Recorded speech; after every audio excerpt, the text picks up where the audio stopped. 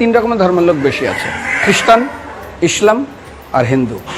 100 জন খ্রিস্টানকে যদি একই প্রশ্ন করে তোদের ভগবানকে, একবারই বলবে আমাদের ভগবান ঈসা মসীহ, যিশু ক্রাইস্ট।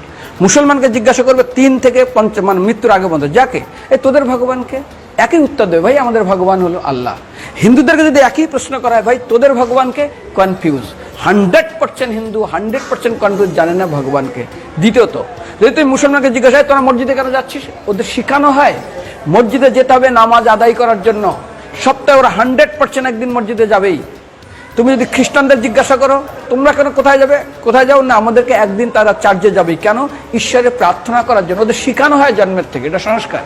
আর হিন্দুদের যদি জিজ্ঞাসা করে তোমরা মন্দিরে কেন যাচ্ছ, হ্যাঁ আমার ছেলের বিয়ে হচ্ছে না, আমার মেয়ের বাচ্চা হচ্ছে না, আমার বাবা হসপিটালে আছে, কালকের আমার মামলার ডেট আছে, আমার ব্যবসা খুব খারাপ, আমার শরীর খুব খারাপ।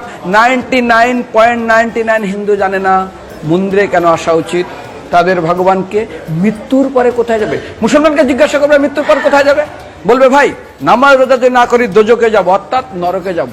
যদি হিন্দুদেরকে জিজ্ঞাসা, ওদেরকে বলবে আর যদি করো নামাজ রোজা করি তাহলে বেহেশতে স্বর্গে যাব।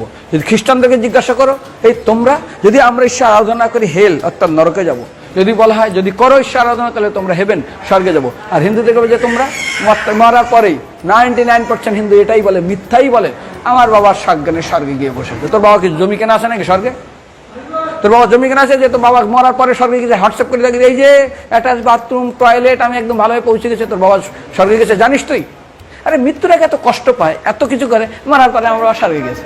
আরে যখন পুলিশে কোনো কয়েদি কোনো অপরাধীকে ধরে 2-4 ডান্ডা মারে, তারপর থানায় গিয়ে আরো ট্রিটমেন্ট করে, তারপরে কোর্টে বিচারে, তারপর জেল খাটে, মৃত্যুর আগে এত কষ্ট করে আমরা মারা যাই, মারা পরে আমার বাবা স্বর্গে গিয়ে বসে আছে, ওর বাবার জন্য জমি কেনা আছে না, এরকম বলা যাবে না। এই জন্য আমাদের শাস্ত্র বলে পরলোকগত, স্বর্গীয় বলে না।